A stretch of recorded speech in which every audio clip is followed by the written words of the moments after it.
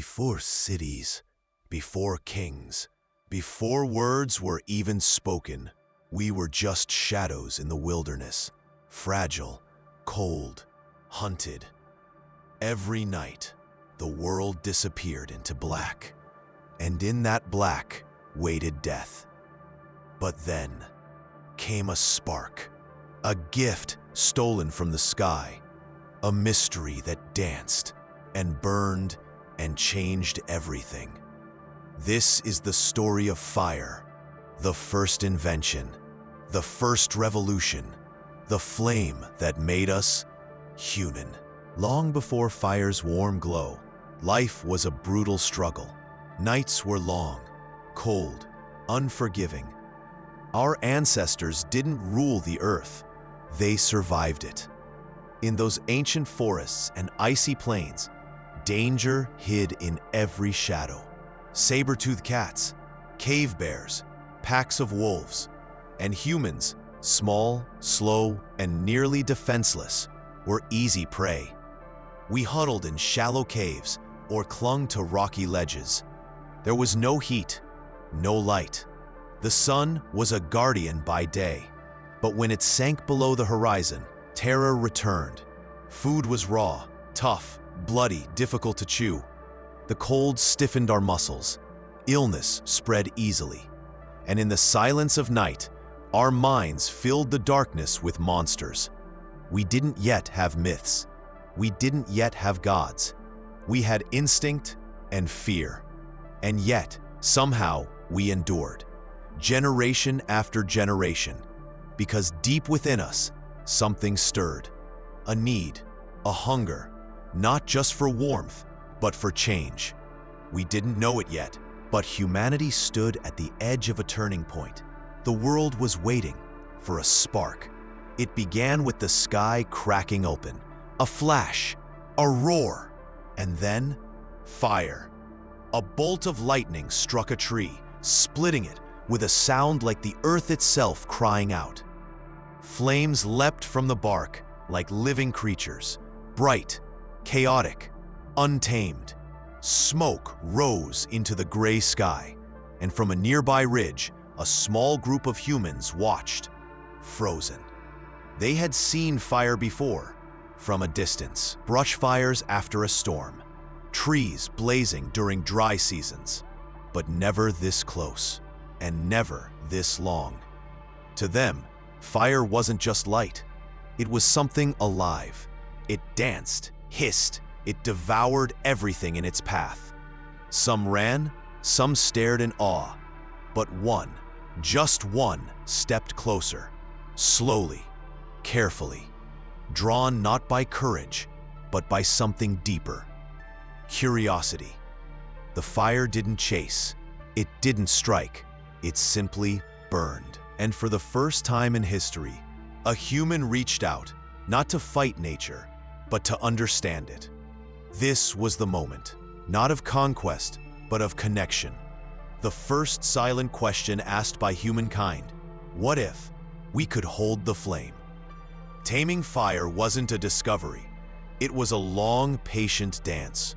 One spark, one mistake, one miracle at a time. That first brave ancestor didn't light a torch and walk into history. They likely burned their hand, dropped the branch, ran from the smoke. But they came back. Again and again, humans watched the fire, not as prey, but as pupils. How it clung to dry grass, how it died in the rain, how stones sparked when struck just right. We learned through trial, through error, through pain. At first, fire was captured, not created. Carried from nature's tantrums, a smoldering log from a lightning-blasted tree, a glowing ember tucked in moss, a flicker hidden beneath animal hide. Keeping fire alive became a sacred task. One mistake, one gust of wind, and it was lost. Everything, light, warmth, safety, gone in an instant. And yet, with time, we stopped chasing fire and started making it. 2 stones, dry wood, a rhythm, a spark. From that first flame cradled in our palms, we crossed a threshold no other creature had. We were no longer just surviving. We were creating, and nothing would ever be the same again.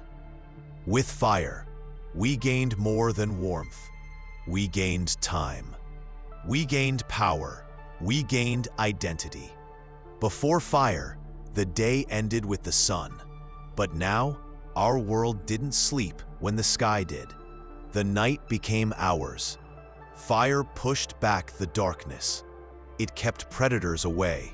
Their glowing eyes stayed at a distance. Wolves feared it. So did lions. But we welcomed it. It cooked our food, making it softer, safer, richer. Our bodies began to change. Smaller jaws, sharper minds.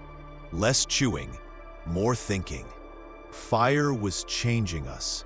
From the inside out, we gathered around it, not just to survive, but to share. Stories, songs, laughter. The flickering light painted our faces, our fears, our dreams, on cave walls. It was the world's first theater, and the first school. The fire was our teacher. Around the flames, we became social, spiritual, connected. It wasn't just a tool. It was a symbol of control, of unity, of something greater than ourselves. With fire, we stopped merely reacting to nature. We began shaping it, and unknowingly, we had just lit the first torch on the path to civilization. Not everyone could make fire. In many early groups, there were those entrusted with something sacred, the fire keepers. They weren't the strongest or the fastest. They were the most careful, the most patient, because in a world without matches, a single ember was the difference between life and death. When the flames burned low, they guarded the coals like treasure, wrapped in moss, carried in hollow bones, shielded from wind, from rain, from time itself. When a group migrated, fire moved with them, step by step, generation by generation.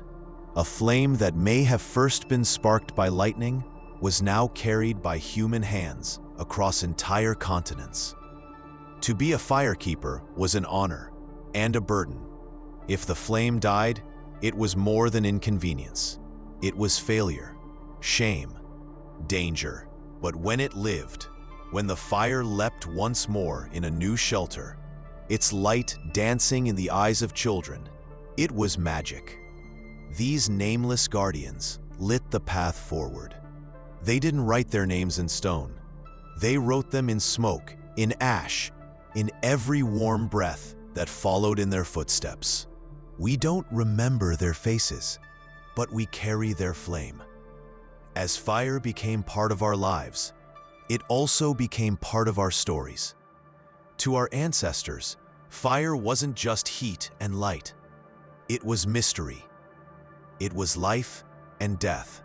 It could cook or consume, protect or destroy. So they gave it meaning. They gave it a soul. Across ancient cultures, fire was more than a tool. It was a gift from the gods, a secret stolen from the heavens, a divine force no human could truly own. The Greeks would later tell tales of Prometheus, chained for stealing fire from Olympus. But long before him, in forgotten tongues, our ancestors whispered similar tales around glowing embers. In Africa, Australia, Asia, the Americas, everywhere fire touched humans, mythology ignited. Fire spirits, flame guardians, stories of the first fire being trapped in a tree, hidden in a stone, waiting to be discovered by the worthy. And in these stories, fire was not just power, but wisdom. Children sat wide-eyed in the flickering glow, not just warming their hands, but awakening their imaginations. Fire burned in the world, yes, but it also began to burn within us. For thousands of years, fire warmed us, fed us, and guided us, But then, something changed. We began to use fire not just to survive, but to transform the world. Clay, once fragile, became pottery hardened in flame. Rocks, once inert, began to melt and reshape. Metal was born from the fire. Copper, bronze, iron, tools, weapons, empires. The humble campfire evolved into the forge, into the kiln, into the engine of civilization.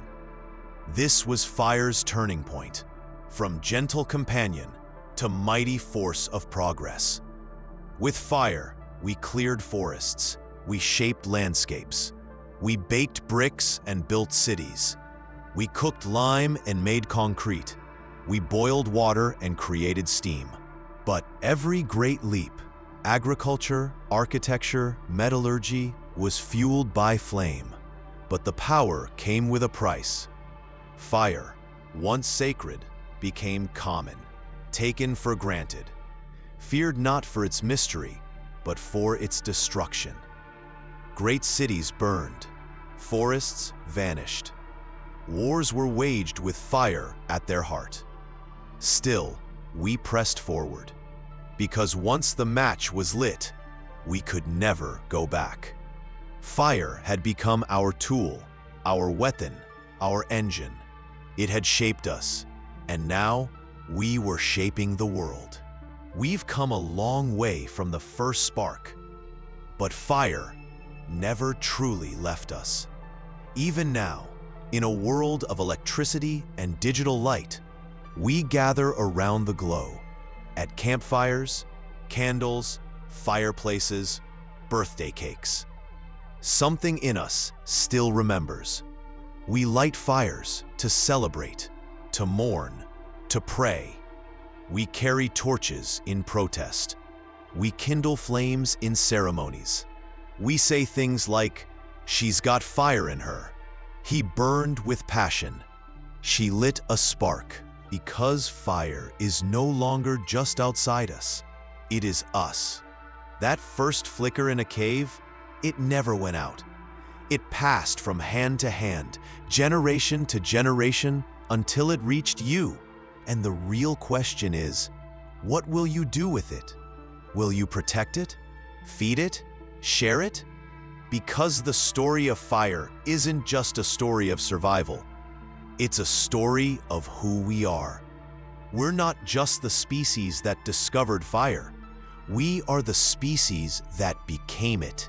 So tonight, when you see a flame, pause. Look closer. That's not just fire. That's memory. That's history. That's us, still burning. Every story told by firelight has ended the same way, with silence, with embers glowing low, with listeners sitting still, thinking long after the flames have died. This was our story, not just about ancient fire, but about you and me, and the quiet thread of warmth that connects us across time. That fire, it still speaks, not in words, but in warmth, in light, in memory.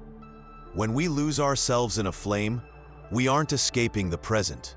We're reaching back to the first storytellers, the first sparks, the first humans who dared to chase the dark away.